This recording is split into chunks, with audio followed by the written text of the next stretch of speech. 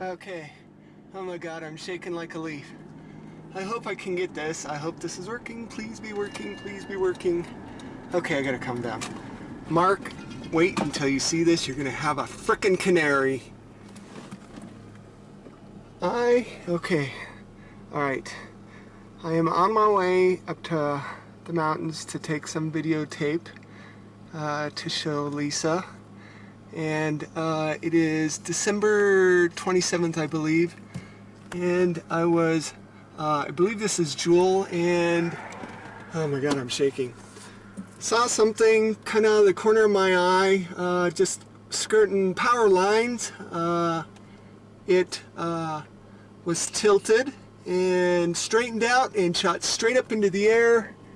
And okay, let me get a better view of where I am. Okay, here's the power lines.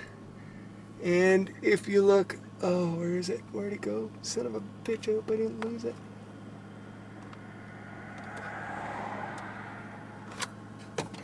Okay. Pull over.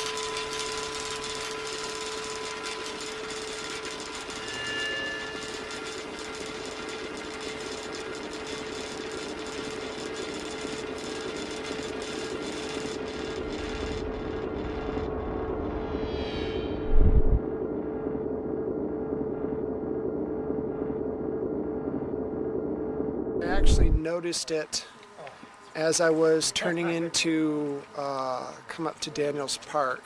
Just kind of caught out of the corner of my eye and didn't really pay much attention to it. But I really got a good glimpse of it as I was coming up there's a steep hill just right before you get up to the top of Daniels Park. And I could see the light emanating from whatever this thing was on the ground, blinking on the ground. It lit up the whole area.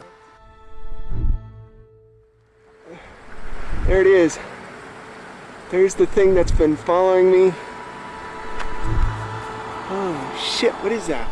Yeah. But too bad it's so close right here. Where did it come from? I don't know. The girls saw it. There it was, and the girls saw it. They said aliens had no idea what they were talking about.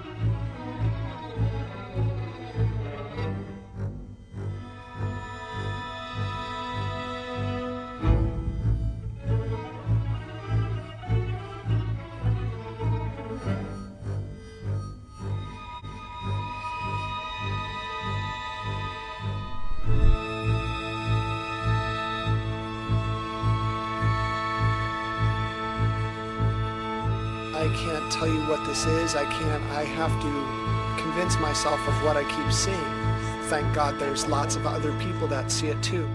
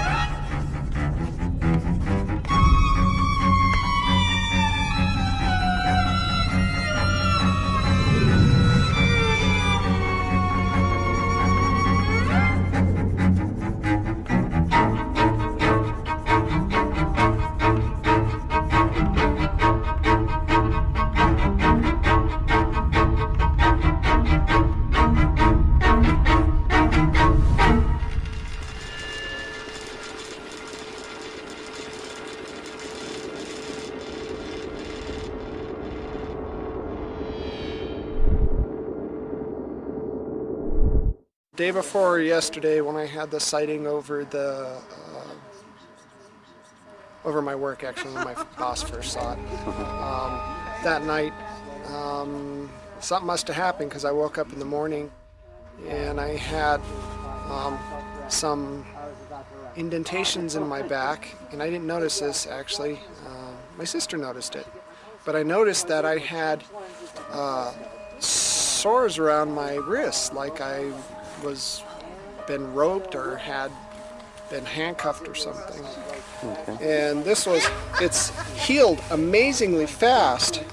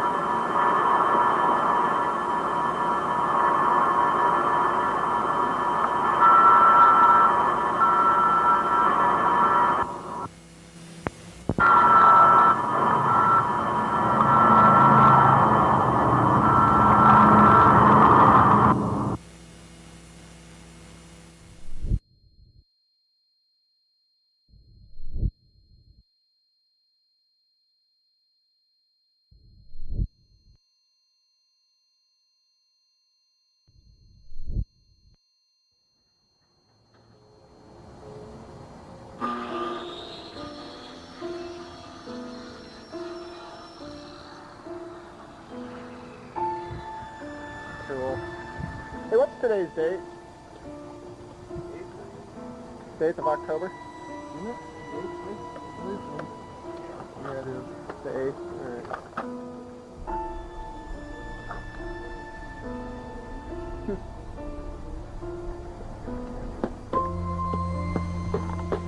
I don't know, personally I think it's a little fishy that something happened and just the next day they come and replace all that siding.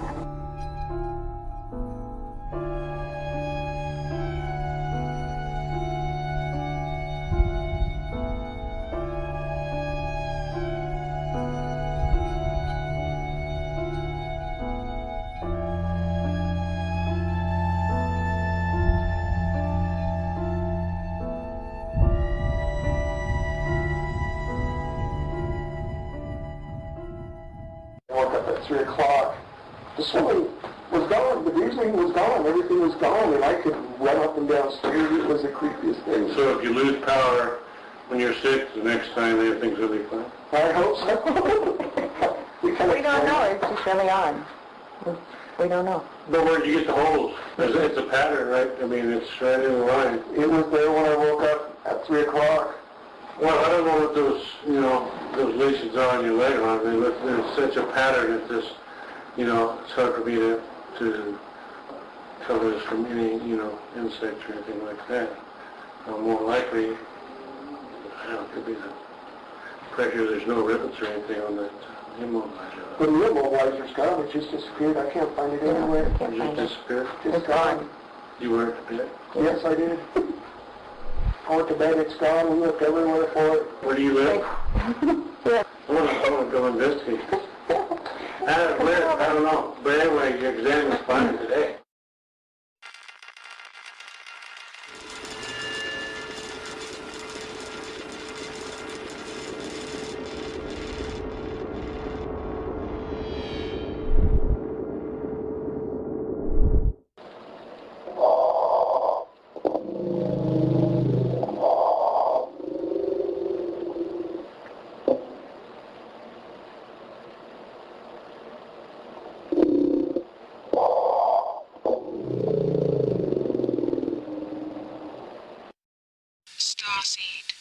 takes time.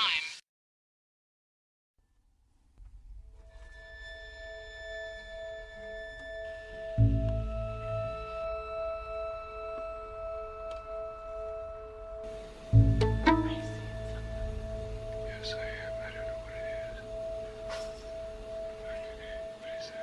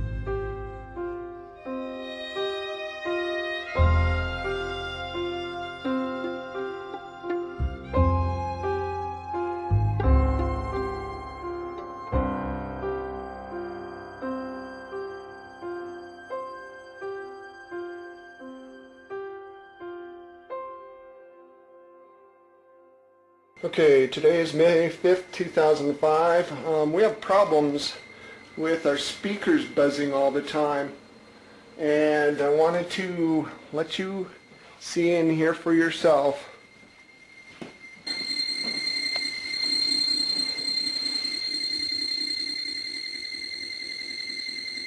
Okay, once again, it's off. There's no power. I'd like to know how the hell they do that.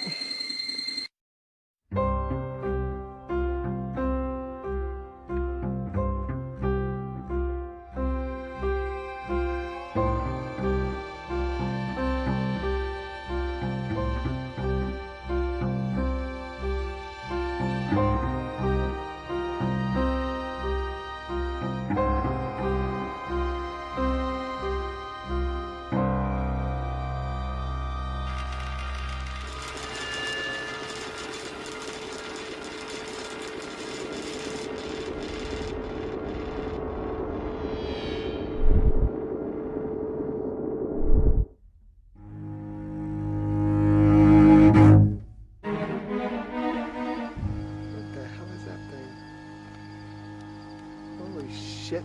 Oh my god, there it is. Oh my god. Oh my god. Holy shit, what the hell is that thing?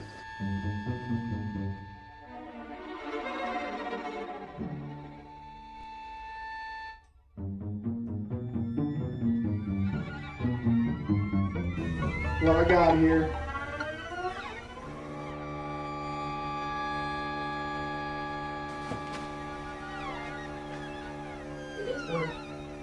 See?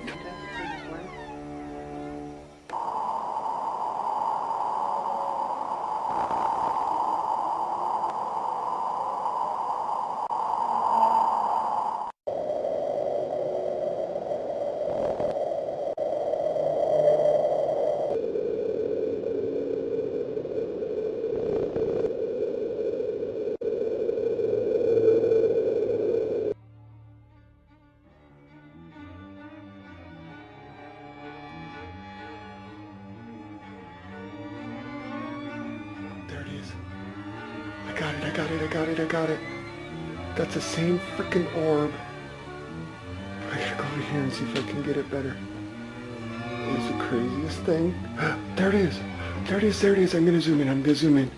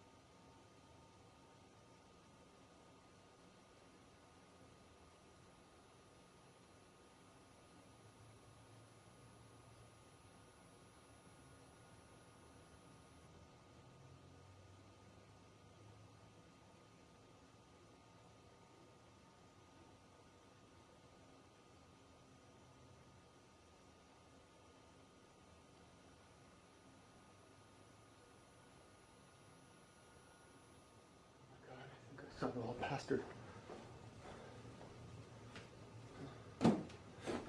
Oh man, what is that?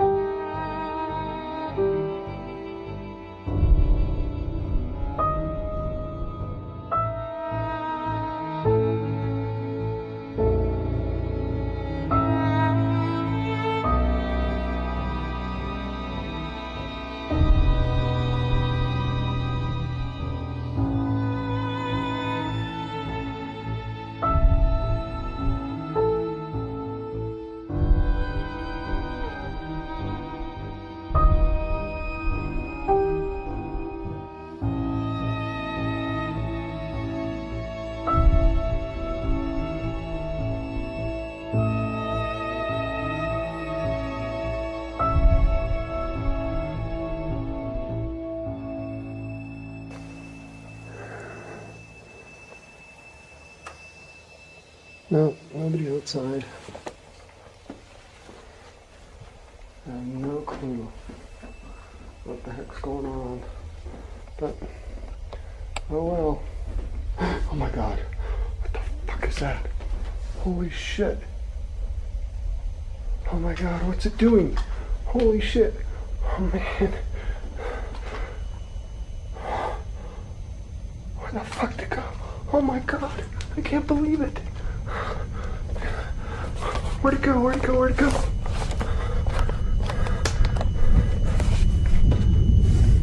Holy shit. Oh my god.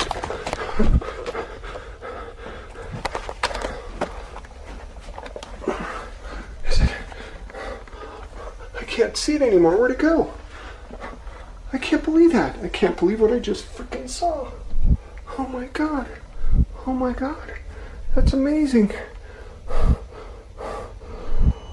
my god, what?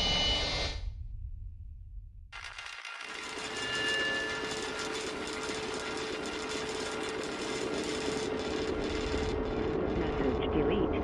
Press 7, reply. Press 8, save. Press 9, more options. Press 0. Resave. Urgent message. I apologize for being so forward. It did not take us long to get your phone numbers. Our surveillance is mostly for passive monitoring, but it does come in handy. I cannot tell you who I am for safety reasons, but I can tell you that your perceptions of Stan Romanek and his experiences are real. As you have probably noticed, Stan is slightly different.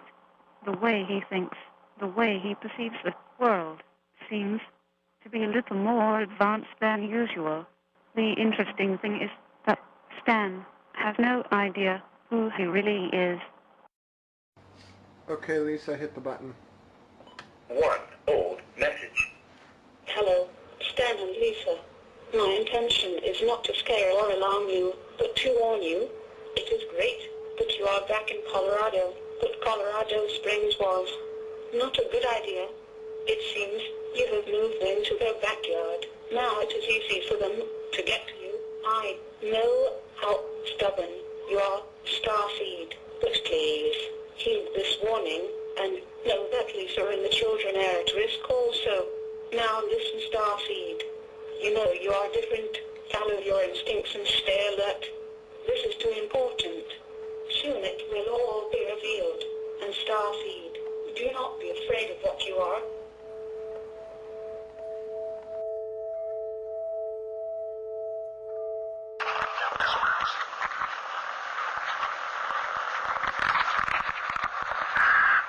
Okay. Sorry about that. Someone was at the door. That's fine. It's nice to get to talk to you, Starseed. Who is this? Who I am is not important, but let's just say it's someone with your interests in mind. My interests in mind? You have my interests in mind. Why don't you send money? Money. Money can be tracked. You're smart.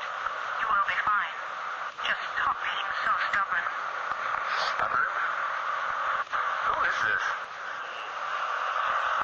They're tracking us. I have to go. Good luck, Starseed. Who is this? Hello? Hello? This is freaking nuts. Lisa! It was her!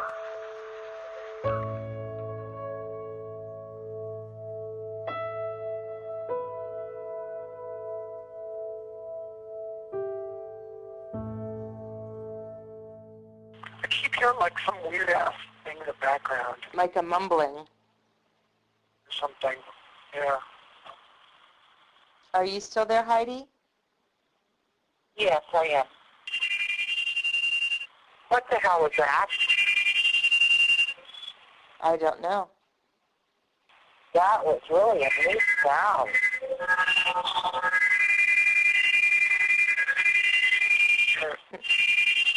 Get that, it's making me feel weird.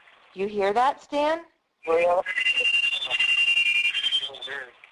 Just stay on. How do you feel weird? Hello? Heidi, I'm here. Did we lose him? Stan? Let me bring Stan back in, okay, Heidi?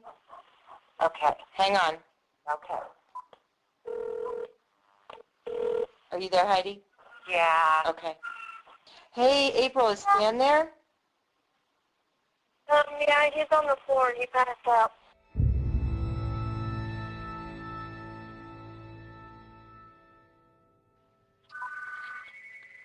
Hello? Victoria. Yes. Please tell Starseed we are sorry. We did not mean to affect him that way.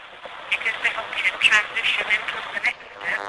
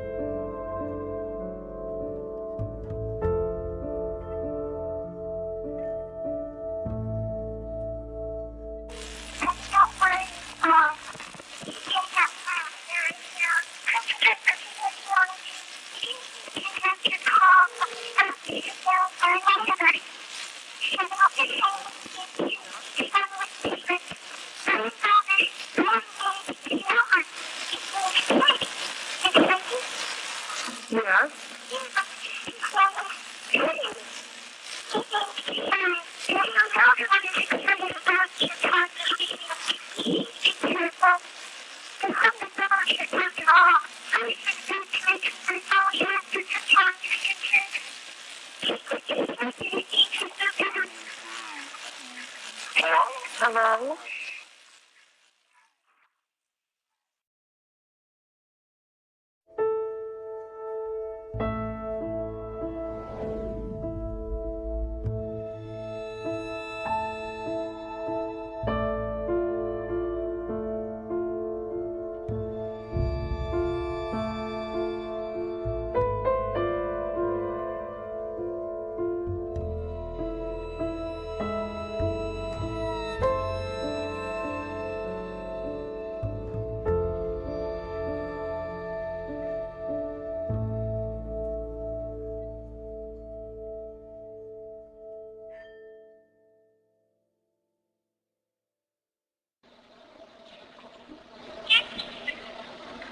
Yes?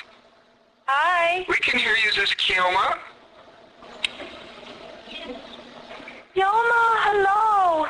Kioma, are you there? Oh, sweet little girl, we can hear you. Can you talk louder? Hello? I think somebody's playing a joke on us. You're silly? Why am I silly? Okay, if this is Kioma, when are we going to see you in person again? That's why I'm calling. We might visit you sometime that you talk. Oh my gosh! Hello?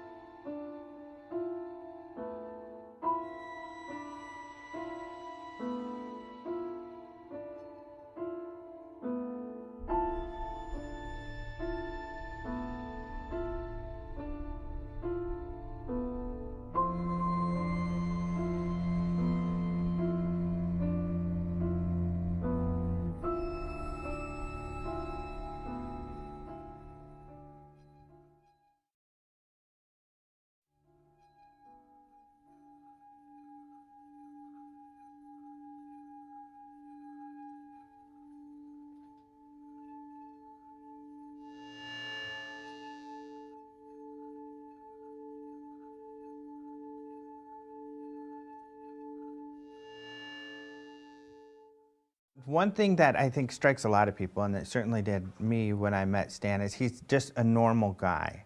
He's almost like a barometer, and you know, and when things around him change, it really affects him. My first thought was that he was highly sensitive, highly aware, what I would think of as the artistic personality. Answered questions quickly, appropriately. I was impressed. He seemed like a normal guy. Average person, nothing unique. They're a normal family. I mean, I saw their family life. They all seemed very honest and very sincere and down to earth. So. He wears socks, he wears shorts, he wears shirts.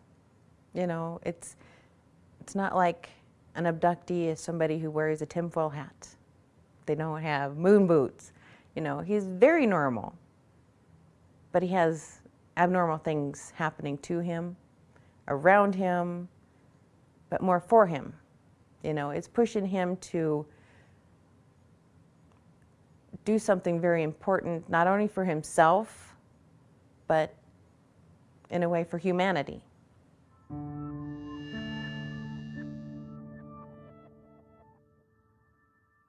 Well, I grew up in a military family, and you know, we moved around quite a bit. Not as much as most, but I had the added discomfort of suffering from severe dyslexia, and in those days they didn't know much about my learning disability. And they don't even think it's a learning disability anymore, but I was always put in classes with, you know, in special ed classes with the retarded kids. I remember I had a teacher make fun of me in front of the class and then grab me and throw me in a closet and lock me in a closet and said, "This is where we put retards." And yeah, it was terrifying. It was horrible. It was a horrible experience.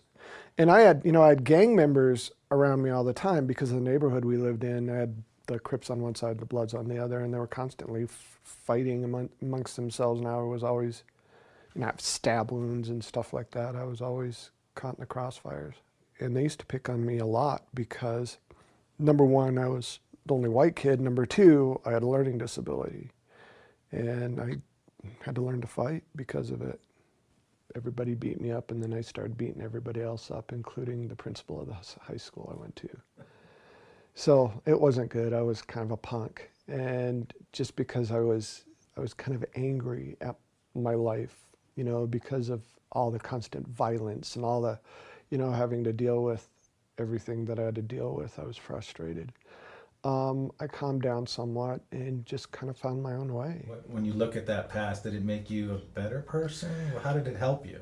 I honestly think certain people are chosen for certain things, and I had to go through what I went through so I could understand the human condition. So the role that I play now, without that understanding, I couldn't, you know, the message that I have, I couldn't give the message out correctly, I believe.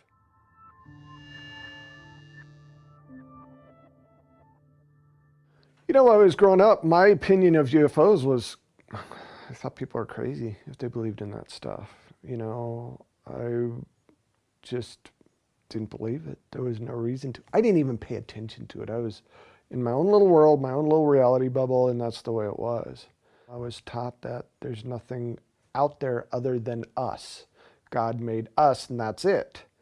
And so when this big event happened, it switched everything around. I mean, it literally took me a good 2 years to come to terms with what had happened.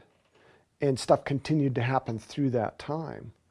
And what makes it so different is when this stuff happened, there were other people around. I wasn't by myself like a lot of these that you hear about. Most of the stuff that happens with me, even now, only happens with a lot of people around. So it took a lot to shake my tree, but when it shook violently, and it changed everything.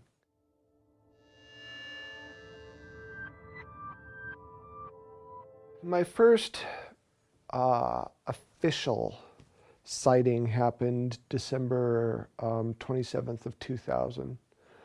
I'd met my wife online. She lived in Nebraska. I lived in Colorado. I wanted her to come visit me, so I thought, good way to do it. I was going to videotape the surrounding scenery and the skyline of Denver, and send her a little care package with flowers and chocolate, stuff like that. I decided to go the back way up to the mountains, and there were cars pulled off to the side of the road. Must have been 20, 30 cars pulled off the side of the road. And all these people had gotten out, and they were staring at something above the power lines that were off to my left, or I should say off to the south. And as I was driving up, I'm trying to see what they were looking at, and it looked like some kind of weird silver hot air balloon. And I'm thinking, that thing's gonna crash into the damn power lines. And as I got closer, it's like, wow, isn't that the strangest hot air balloon ever? I got my video camera and started, trying to videotape this thing. As soon as I rolled down my window, this thing acted like it noticed me somehow. And it was actually tilted forward, and it was moving along the power lines, and it reorientated itself and literally shot to about 1,000 foot. Before that, it was maybe 100 foot off the ground, just right above the power lines. And again, 30-foot diameter, this thing wasn't small. I was fighting within myself, am I really seeing this?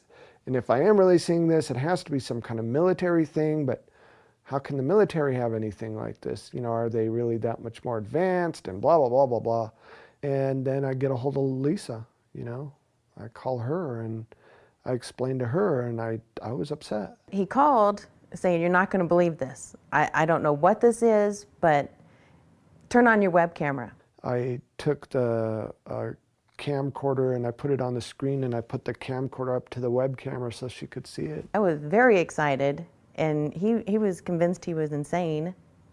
And I'm like, this is so cool. And she believed in this stuff, and I didn't. So she kind of helped me calm down. I mean, he was just so excited, but scared. It was just that little boy in him where it's like, you're not going to believe this, and yet it's like, I don't believe this. This is too weird. This is too scary. But this is really cool if this is what it is, kind of a drama with him. It took a lot to convince me that anything like that was even remotely real.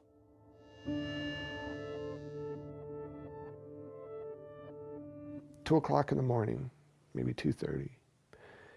And they must have been knocking for a while because I'm a heavy sleeper, but they knocked long enough that it woke me up. And first thing I thought is maybe my friend ran out of gas and he had to walk back. Maybe it was the neighbor, they were drunk. I wasn't sure. Got up to answer the door, and I noticed as I, start walking down the hall, my sister had already answered the door. And I looked past my sister, and there were 3 people standing outside. The first thing that popped into my head is, oh my God, they're here to rob us. They're going to rob us. And I'm yelling at my sister, don't let them in because they're going to rob us. And as I get closer, I realize that eyes are kind of just slightly open, mouth just wide open, and she's staring at the ceiling like she's still asleep or something. And I'm yelling at her, and she's not moving. And then when I get really close, I realize there's a female and 2 males. And I got to tell you, I was really scared. I mean, I was really scared because I had just come to the realization that UFOs were probably real. But I didn't really think about the fact that something had to be driving these UFOs and that they might not be human. And then now I'm being confronted with this reality that there's something at my door that isn't human. And let me tell you, it was really quite disturbing to me. And right as I got to that realization, the female stepped forward. And for whatever reason, I could hear myself screaming in my head, but I couldn't. It wasn't coming out. And she grabbed my wrist. A thought popped into my head. You're okay. It's going to be okay. And the thought was not my thought.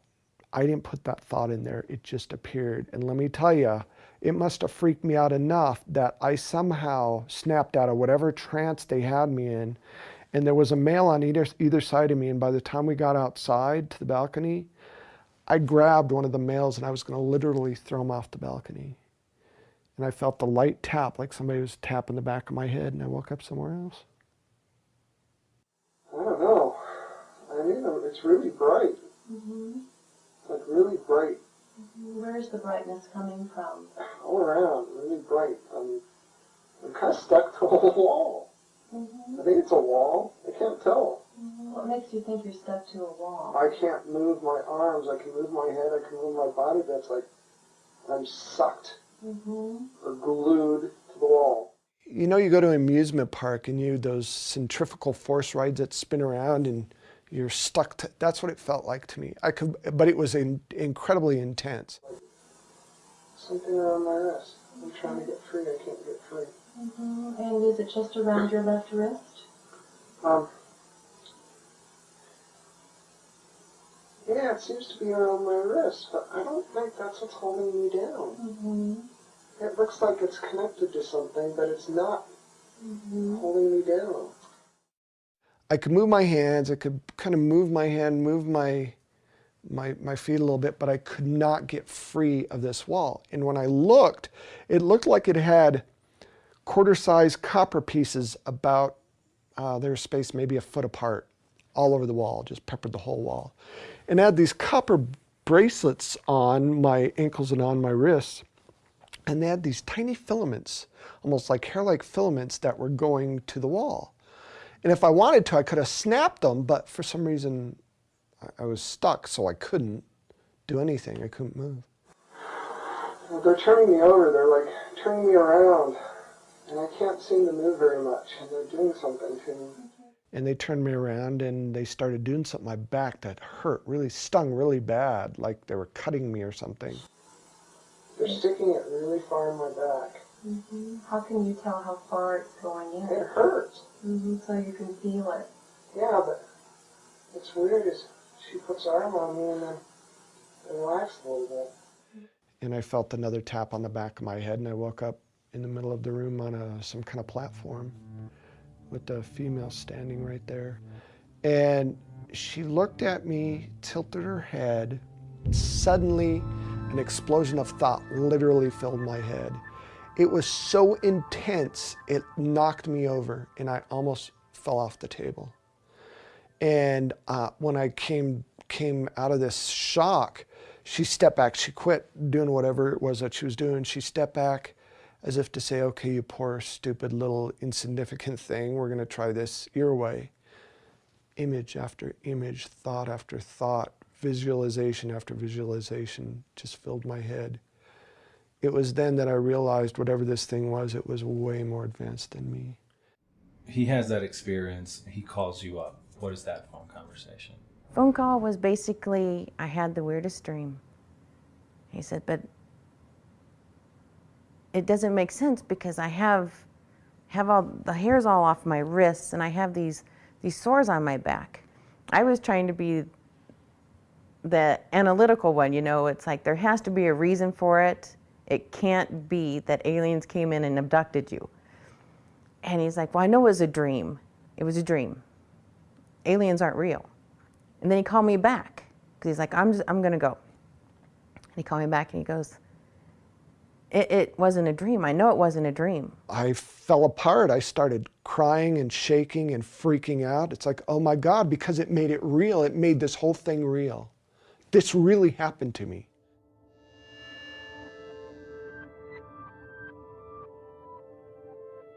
You know, when Deborah took me through the regressions, I started reliving all the pain. I started vividly remembering everything, every nuance, every sound, every painful experience, everything that happened. The most profound thing that happened to me was the part that I started writing down these symbols that I had stuck in my head.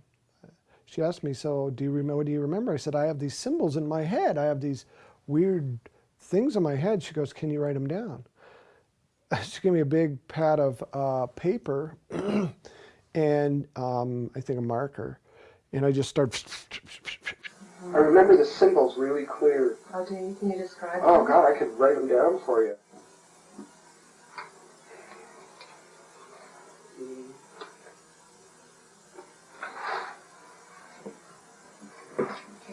These are the images that I got in my head.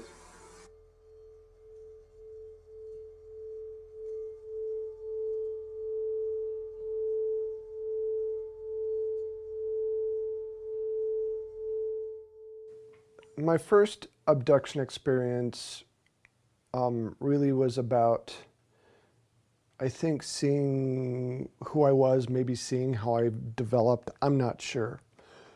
The abduction experiences after that seemed to involve reproductive stuff. They're really fascinated with our reproductive abilities and fascinated with our genetics for some reason.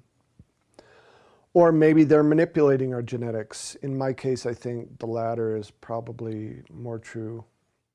Every time I'm up there with a woman, a human female, and usually it's the same one. Over the years, it's always been the same one.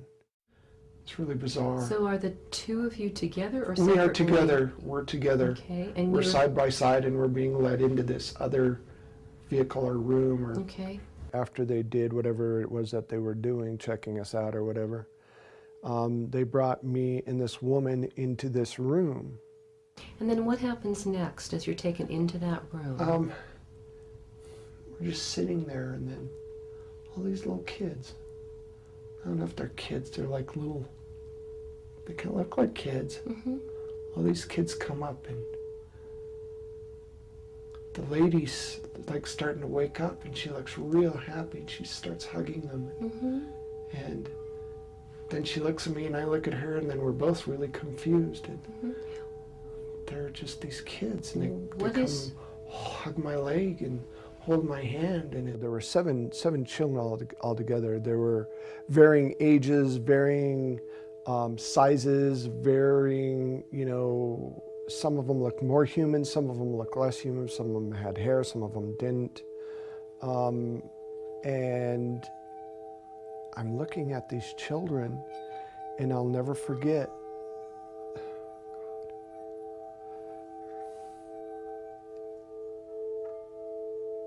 every single time I talk about this, this one little girl comes up to me and hugs my leg. And I'm looking down at this beautiful little child hugging my leg, and I realized that this kid looks like me, and she's beautiful. But she's different because it's all about the eyes. She has these huge, oversized, almond-shaped, slanted, so blue they're almost violet eyes. Beautiful blonde hair, and she's just clinging onto my leg like, please, please don't let me go. I don't want to leave them behind. You don't want to leave who behind? The babies. The babies?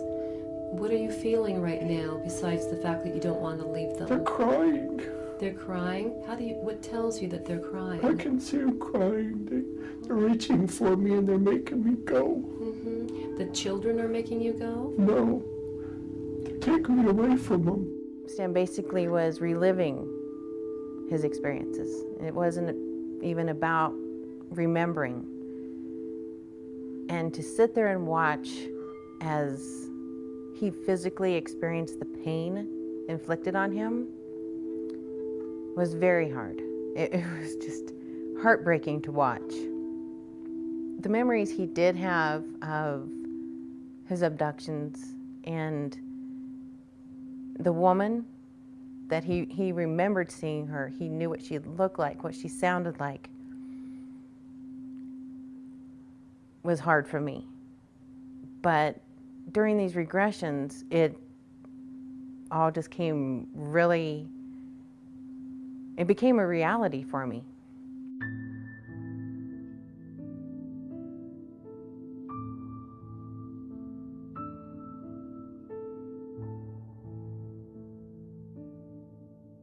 They kept looking at her, and Lisa watched me, you know, looking at her. She goes, you know, what's up? And I said, I know her from somewhere. I mean, I don't know where I know her. I know her from somewhere. And then it hit me like a lead balloon, like a ton of bricks. She was the woman I was with all this time, every time I was taken. It was the same woman. And we became very close friends, and it got to a point where it was kind of hard for Lisa because we had this weird connection, me and Victoria, this bizarre, unnatural connection. I was so wrapped up in the, you know, the case and learning about it and learning what my role was in it and experiencing so many things around me that I wasn't focused on Lisa's feelings. When he found Victoria, that was really hard for me to deal with because I knew she was real, I knew she existed, and in some ways I prayed that he never found her.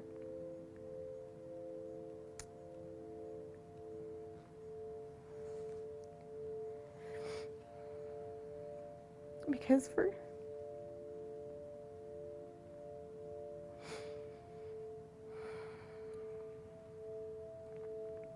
6 years, I worried what would happen to me.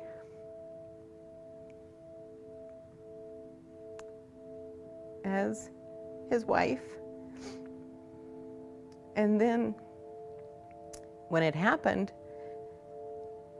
all my fears started to materialize.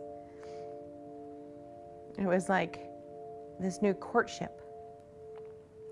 It reminded me very much of when Stan and I met. The hours of conversations, and they had a connection via 7 children that Stan and I didn't have. There were some instances where Stan and I would have be in a deep conversation, and it's like she couldn't put a wedge through us because we were so focused on this scenario that we were involved in and trying to learn more about it. So I think there was jealousy, but it stemmed from probably just knowing that Stan had had experiences with this woman, me, up there. Victoria and I mean, we had some rough spots where my jealousy and my anger was very evident to anyone in that house. We'd get together and the two of them would disappear and I would flip out. I mean, I would just be furious because when I voiced my concern, it's, oh, you're imagining it. It's like, don't put it off that I'm imagining anything. I see what's going on in my house and I'm not okay with it. I don't know how I would have acted, but she always held herself in complete poise in class. And I mean, there were a couple instances where she'd, you could tell she was hurt or bothered, especially if he and I would go off to the side and be in this deep conversation and she'd be looking for him and we're sitting out in the front yard talking. And then I started understanding, not liking it obviously, but understanding that here's these two people that were put together in these terrifying experiences. And they needed each other to figure out what had happened. I just wanted them to do it around everybody else, not so closed off. So my jealousy wasn't like crazy and I wasn't worried constantly that tomorrow is the last day of my marriage. What she has gone through is such a difficult emotional path. and she has been able to do it with grace and keeping her head on and keeping her marriage together.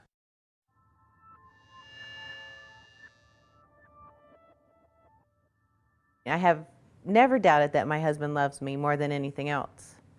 And he knows that, you know, obviously I'd give my life to support him. You know, I would never lie for him, but I will support him. I'll back him up when he tells his story, when it's true, and the events are accurate. Otherwise, I call him out on it. It's like, no, that's not when it happened. So. Can I interrupt you for that? Mm-hmm. For a minute? You just said you would never lie for him. That's right, I won't. To your core, that's who you are. Absolutely. So nothing that has happened in any way, shape, or form in his life and to you has been fabricated? No. Nothing that he has shared with you or anyone else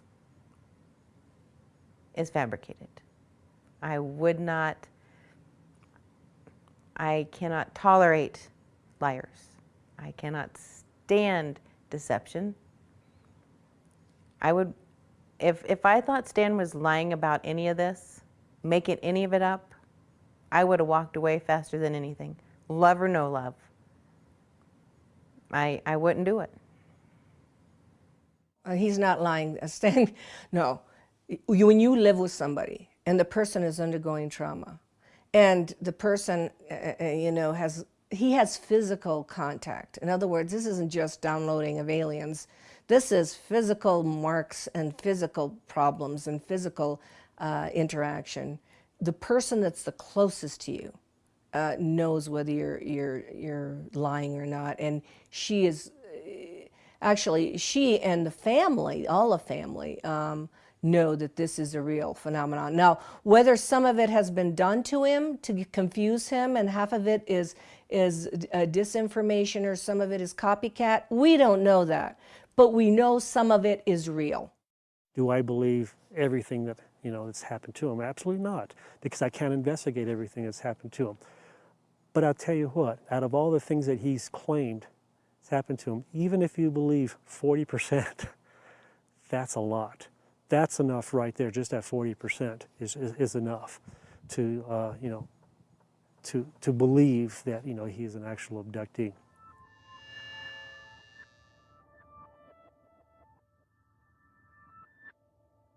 This light just explodes onto the ground right next to the house and starts coming up towards where the video camera is bolted to the side of the house.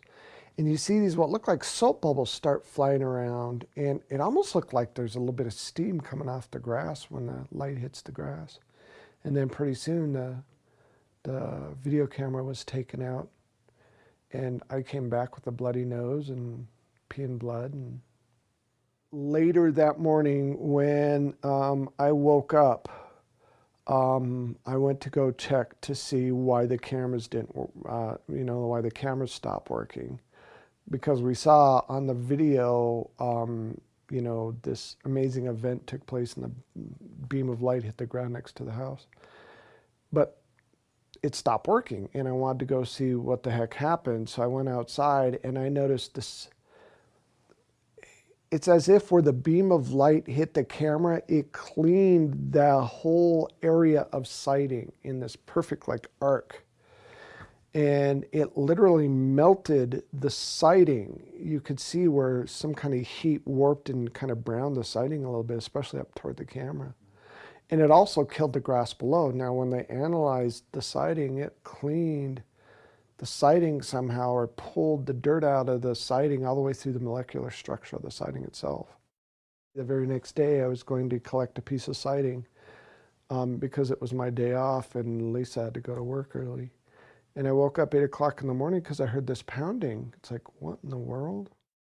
I went outside to look, and there were two guys had taken down my surveillance camera and laid it in the grass, and they were replacing the siding of my house. I was pretty upset that they touched my surveillance camera, and what the hell are they doing replacing the siding?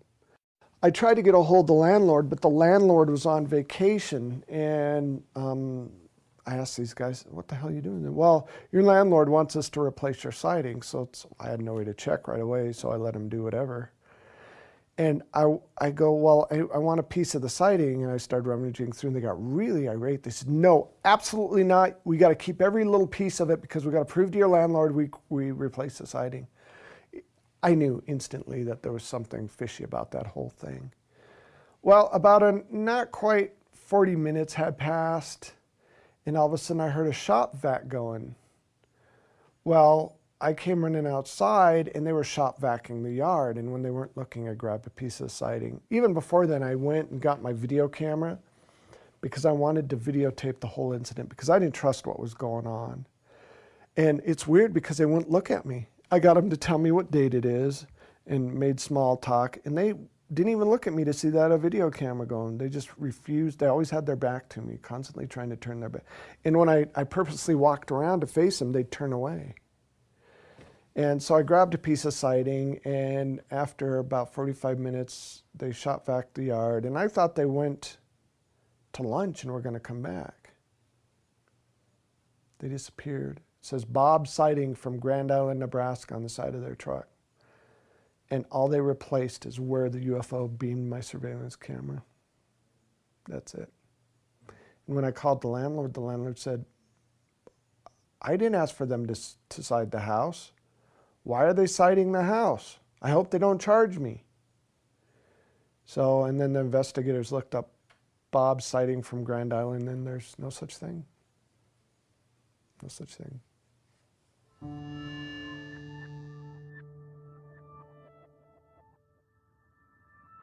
This weird British sounding voice left a message for us saying that it wasn't safe to live in Colorado Springs. And, you know, I thought somebody was joking around, but honestly, I wished I would have listened because not long after that, I was riding my bicycle to work because I didn't live very far from where I worked. And this black SUV kind of pulled up alongside of me as I was riding, and I heard them say something. It's like, oh, great. You know, some militaries, drunk military types trying to start trouble. Because there's a lot of military bases in Colorado Springs. Well, I ignored them and kept riding. They were stopped behind a car at a stoplight, so I just went up and over an embankment and drove into the parking lot where I worked, and I was going to go around the building to lock up my bike. Somehow these guys knew exactly where I parked my bike because they found a back way to get into the back parking lot where they cut me off. It was a guy on the passenger side gets out of the car and says, "You need to keep your mouth shut." And I look at him, I said, "I didn't say anything to you." And I knew these guys were going to start trouble, and you could tell they were definitely some kind of black ops or military just by the way they looked. He started shoving me, and I kind of fell off my bike a little bit, and I heard him talking about the alien stuff, and I said, "I can't shut up about this stuff. That's ridiculous." And so he started swinging, and we got into a tussle, and you know, I grew up in Southwest Denver, so I kind of know how to fight a little bit. And then the guy behind the passenger seat, there were 4 of them altogether, got out and did all these kung fu karate kind of moves, and I actually laughed at him. I think it kind of pissed him off a little bit. But he came at me, and I had a bike chain wrapped around my seat that I locked my bike up with, and I just started wailing at him. And I honestly thought I killed him because he was on the ground jerking around and shaking really hard like he was having convulsions or something. And I felt this intense kind of weird tickle pain thing on my lower back, and I hit the ground. And as this was going on, people were driving by watching this happen. Somebody called the police. The police were there almost, oh geez, within 5 minutes of these guys picking up their buddy and throwing him in the van, their whatever SUV, and taking off. Come to find out, they actually tased me. And that's why I fell to the ground. And one person tried to follow them and lost them. So there was a police report made, and ended up with a broken wrist and a broken nose. And You know, I wished I would have listened to that call.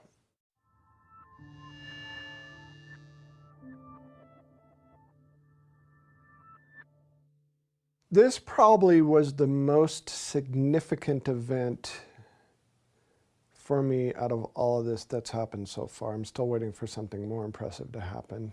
It started out, I was painting the eave of my house, and I had grabbed for, I think it was for a brush to kind of brush the old paint off the eave, and I kind of fell off balance a little bit and literally fell 12 feet onto the ground, and I tried to catch myself. Trouble was, there was a wheelbarrow full of bricks just right beneath me, and I twisted my leg just right and tore the anterior cruciate ligament in my hamstring of my right leg. Went to the doctor. They told me I was going to need surgery that next Wednesday. I think this happened, I think it happened on a Friday, so I was going to need surgery that next Wednesday. I had to wait through the weekend and everything. Tuesday night, something happened though. Usually when I get taken, what will happen is, for whatever reason, whatever power or whatever technology they use seems to blow the circuit switches, blow the breakers in the house. So Lisa woke up in the middle of the night because I was gone and all the breakers were blown. She could hear the breakers go or something. I don't remember exactly what woke her up. But when she tried to find me, I was completely missing. I was gone. I was nowhere to be found anywhere. She looked everywhere for me.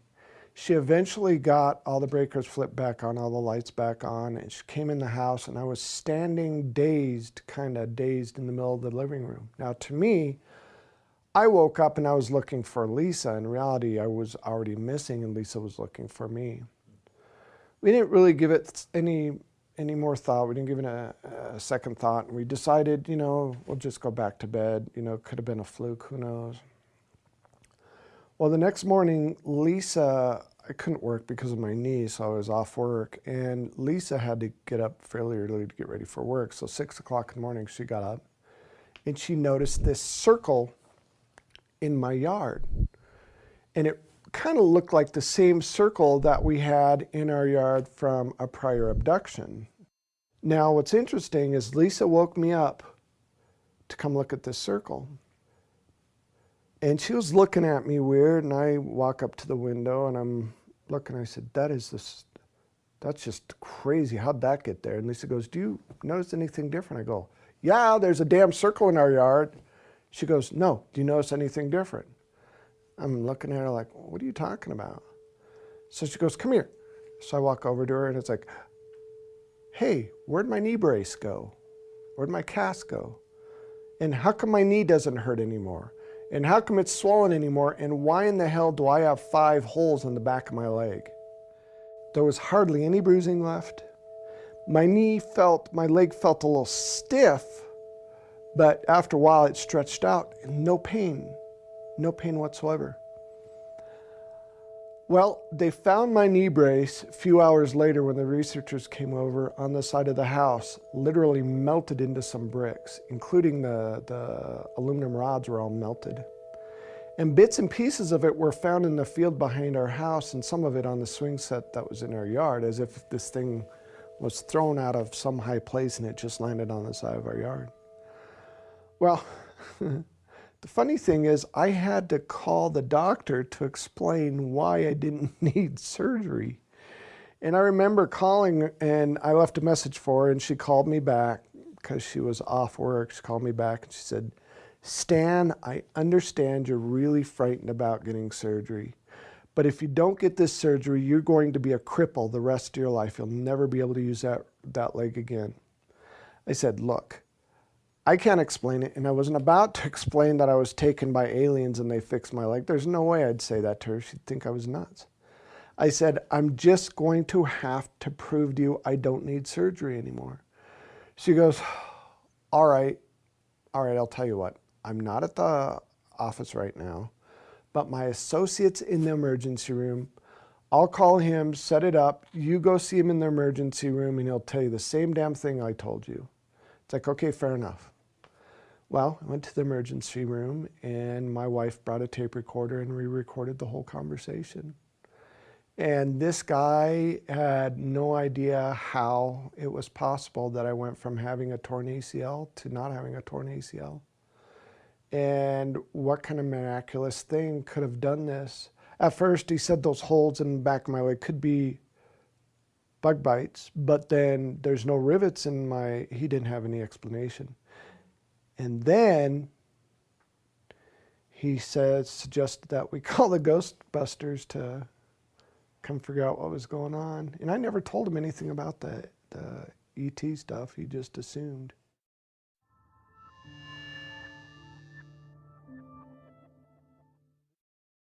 This video was pretty much the piece of evidence that put me on the map. It's also the one I get the most, what's the word?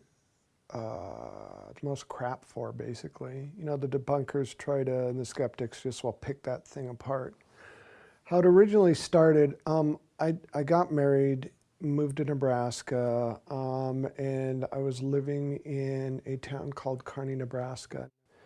And I was watching TV and got up to get a drink of water when I noticed movement outside of one of the windows. And it's like, why the hell would somebody be looking in our window late at night? And then the first thing I thought was, oh my God, we got a peeping Tom trying to see my stepdaughters. This literally went on for months, good 3 months, maybe 4. Called the police, neighbors knew about it. It got so bad we set up little booby traps outside. And every time, you know, we heard a noise, we had a bat by the door and we'd run outside, but nothing. One day, one of the researchers said, hey, you've got a Sony Hi8 camcorder with night shot on it. Next time you see movement out of one of the windows, put on it, grab your tripod, put on the tripod, point it toward that window and see what you can catch.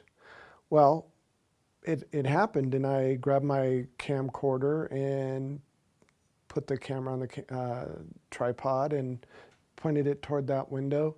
And I went to the bathroom. I was sitting at the edge of the bathtub reading a magazine because I really wanted to catch this guy. I wanted to give him a little time to look in the window. And I was reading the magazine and there were 2 flashes of light. And the second flash of light was so bright it almost blinded me, and I had the door almost all the way shut.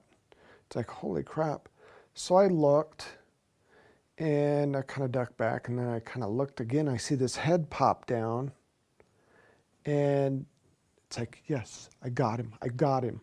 Finally got the little son of a gun. And I went to go look out of the window to see if I could see this guy, and I saw what I thought was a small child running toward the backyard.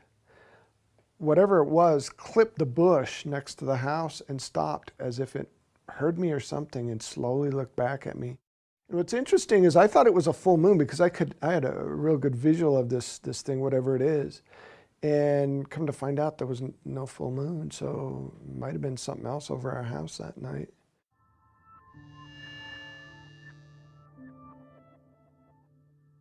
I was kind of staying away because my stepson had friends over for a sleepover. I didn't want him to get in trouble. And I woke up because I heard a noise. I had one eye open. And I'm sitting there going like this, and I see a naked figure run into my kitchen. I'm thinking, what in the heck is my stepson doing? I thought his friends dared him to do something, and I was going to go find my camera to blackmail him because I wanted to catch him on camera.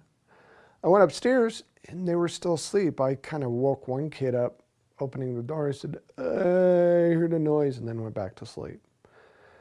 Went back downstairs, made sure, there was nobody messing around with me. I was just about to turn off the camera when I see this figure looking at me through the sliding glass door, blinking, moving. It's like, that's got to be somebody in a costume or some kind of puppet or something.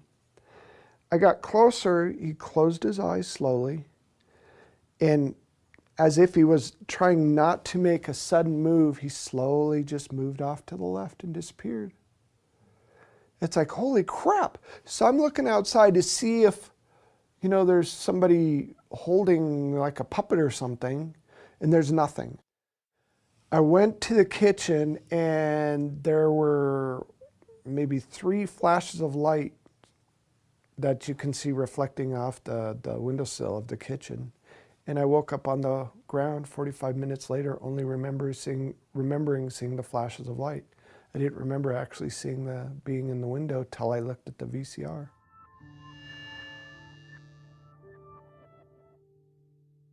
Well, we were having a party up at their home, and it was a book signing party, a surprise party for Stan. One of the things that we try to do is make sure someone is with Stan at all times, so that if something does happen, if he sees something, that there's a witness there.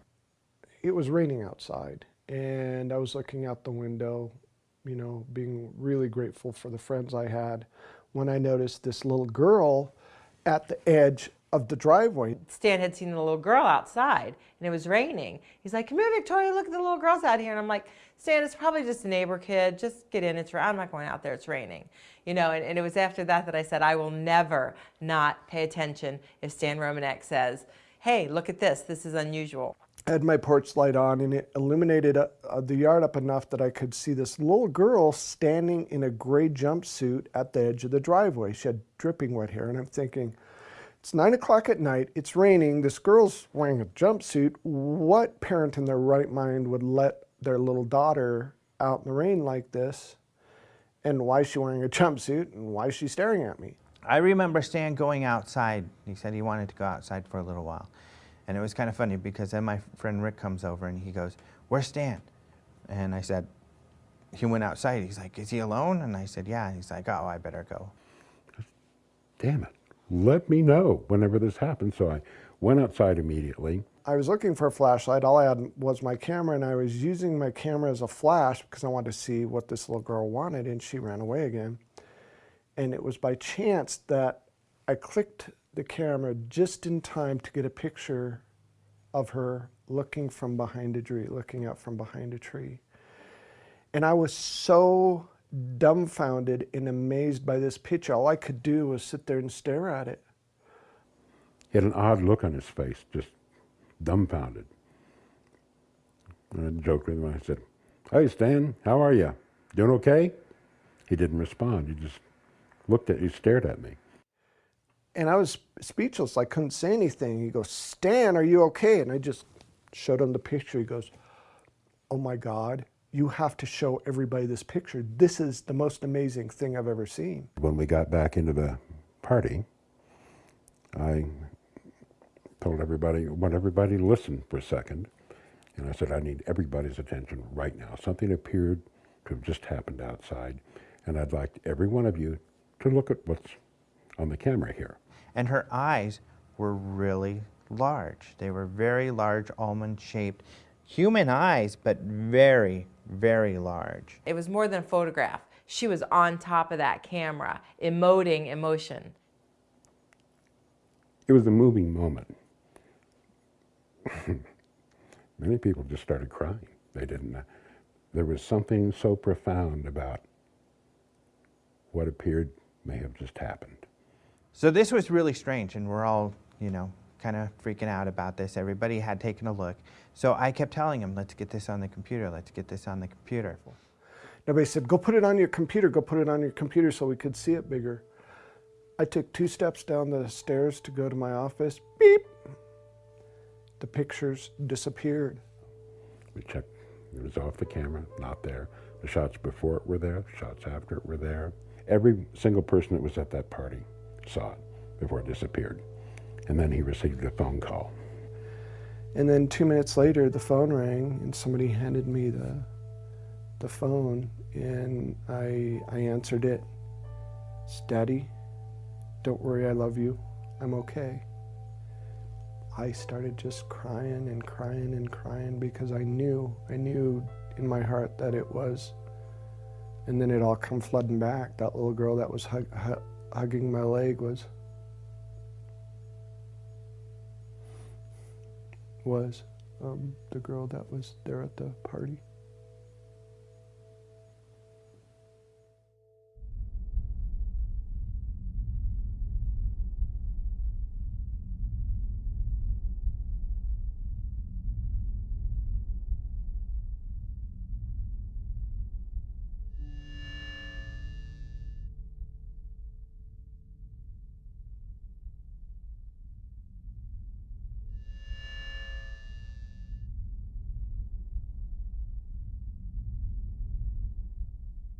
When I ran across his video of his first UFO sighting, I was really intrigued. Plus, I was part of MUFON, and I noticed that they had one of their investigators look into it.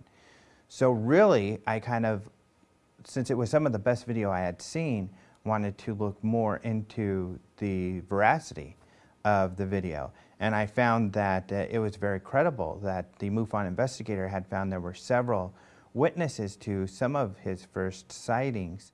When you only have a first-hand experience, only one person, and there's not really much you can do with that. That's not the issue. That was never the issue with Stan. There's just so much information out there. It's almost overwhelming. Stan's story is incredible also because it has so much proof.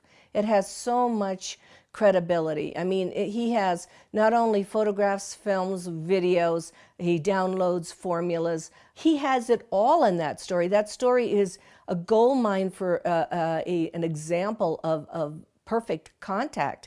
There are aspects of the case that are very solid, that it would be impossible for Stan to hoax. Stan is being used to give a message also. I mean, he's being used to say it's real. The stuff that I've seen, the evidence that he has, that I looked at, the people that I've interviewed around him, wow, yeah, he's the real deal, no doubt.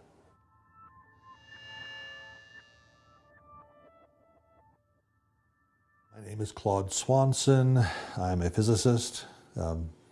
Undergraduate degree in physics, MIT, class of '69. PhD in physics from Princeton, class of '76.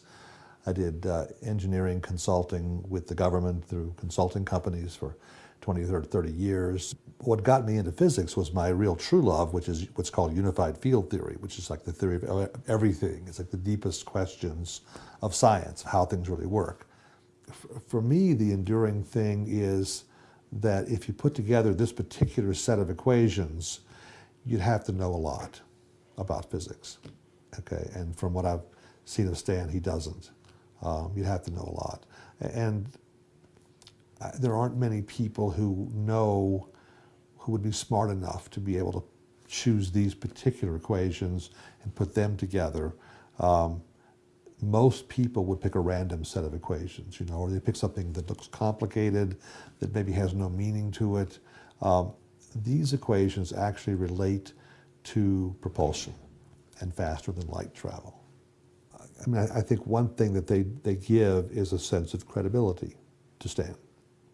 That if these equations are beyond what he could come up with on his own, then they are an indication of a higher intelligence interacting with him.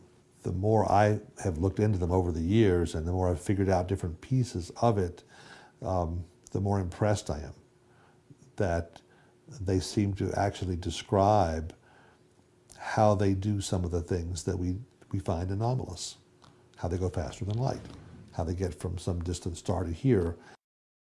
In our current science, even maybe 20 years ago, those things were viewed as impossible. What's been happening in the past 15 years or so is there's a group of leading edge scientific thinkers who seem to be following along a similar path, who, and they're not the mainstream scientists, but there are more and more indications that seem to back up the equations that Stan has been writing. So there's a trend here, a growth that kind of says, you know, these might really work. One of his equations relates to a solution that was found in the 90s by a physicist named Alcubierre, a Mexican physicist, that is the first proposal for how you could take gravity and make faster than light travel from it. He found a solution, a mathematical solution that gives you a warp drive. Okay, that's what they called it. Now, it involves some conditions that are not realizable in our current physics today, but still it's a step in that direction. And as you look more into it, you find, and that's one of Stan's equations. And as you look into it, the other people, Puthoff and Robert Dicke, whose equations also show up in Stan's work, they're also working on the same idea, how to change space-time in ways we didn't know was possible before. Right now, what I'm picking up is that there's a theme. And the theme is that it is possible to get from there to here. Our present conventional view is we couldn't have ET visitors because it takes too long for them to get from there to here at the speed of light or less. But suppose there are ways of warping space and time or going faster than light. And that's what some of these equations are hinting at.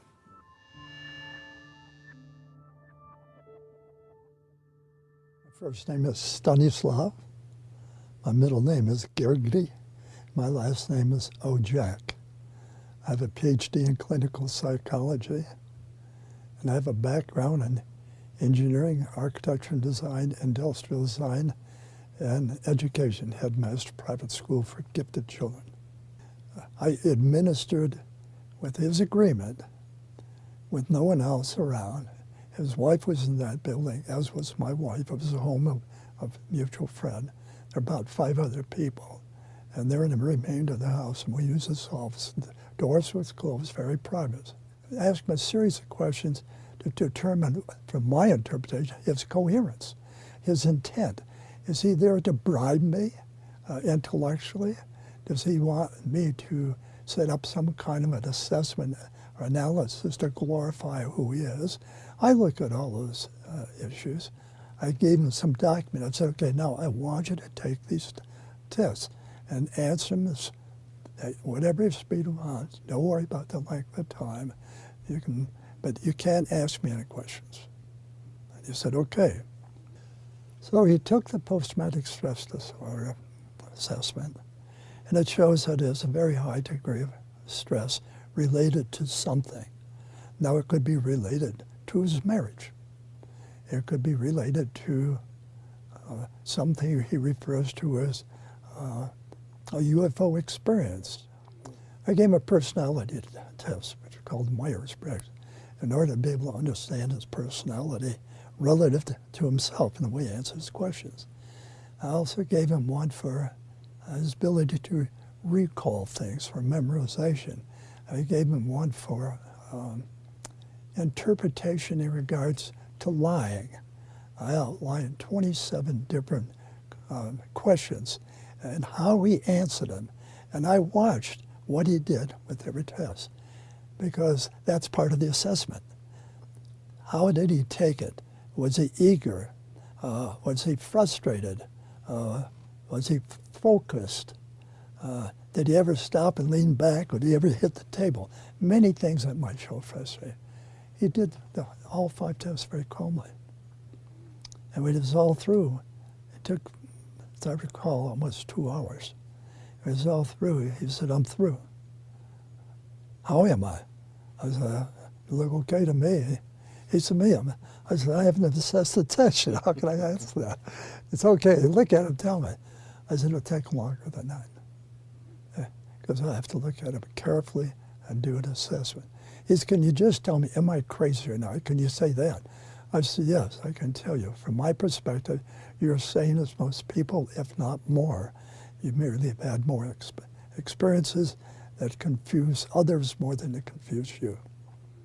And what I explained to him, norm is not something that we can all agree upon. So we have to have a norm which to agree upon. So if you're asking for my norm, are you normal? The answer is yes. If you ask many other people, the answer is no. In fact, they probably call you weird, a liar, and things. I said, you do not lie. Or you do not to me. Your experiences are real. I have a lot of proof for it. Therefore, you're okay.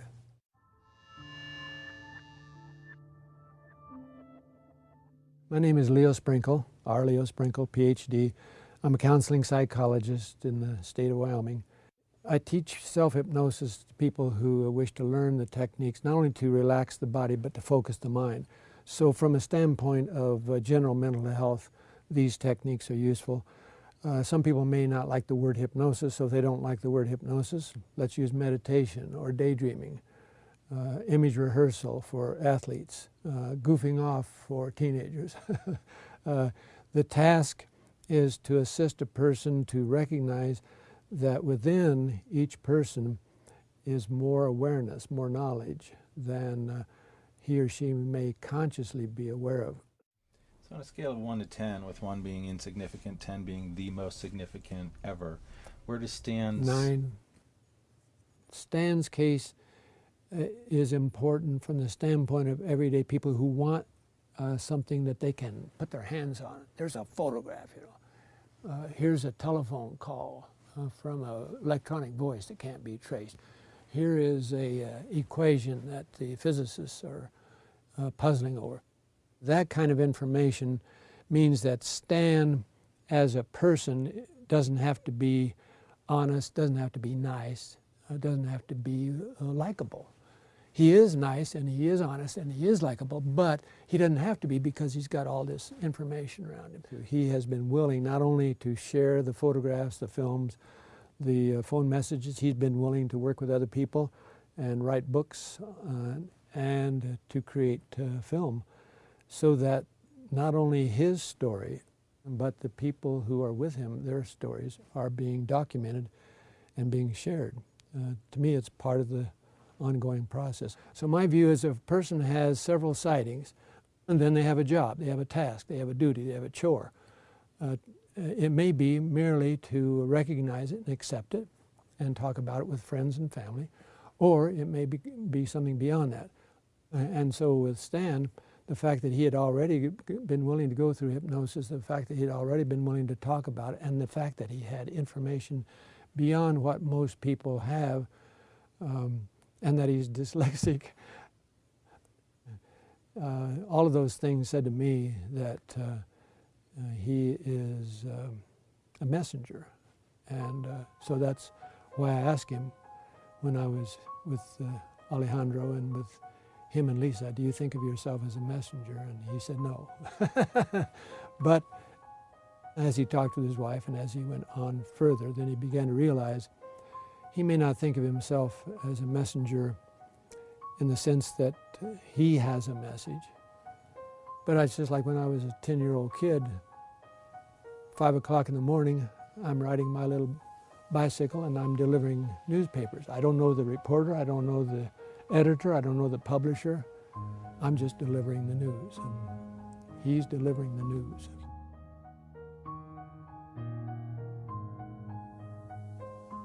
He's probably a vehicle for some group or some race to give a positive message to the planet. But, you know, he's human. So we get all the human stuff and then we get all the starseed stuff together. And he has a purpose, he has a mission. And I think his story is fascinating, and I have recommended that this is the ongoing contactee case people should look at. Remember Paula Harris asked me some years ago, why don't you think people believe in UFOs or want to? And I told her because people have no place to put it in their mind. There's no reference. And it is of such importance or significance that it would force a person to reconsider all their foundational beliefs. Their beliefs about religion, who we are, what we are, why we're here. People aren't prepared to go through that mostly. It's much easier to go along with the herd, and I've got plenty of things I want to do or have to do, and I'm busy, busy, busy. It's amazing how many people witness unusual events and rationalize them and go about their daily routine. It's our nature. It's the most comfortable thing to do. I mean, I think that there's a growing number of people who are taking an interest in the larger definition of who we are as human beings. There are thousands, tens of thousands of people who've had near-death experiences, who've been dead clinically on the table, the operating table, heart operations, things like that. They've experienced the other side, as they would say.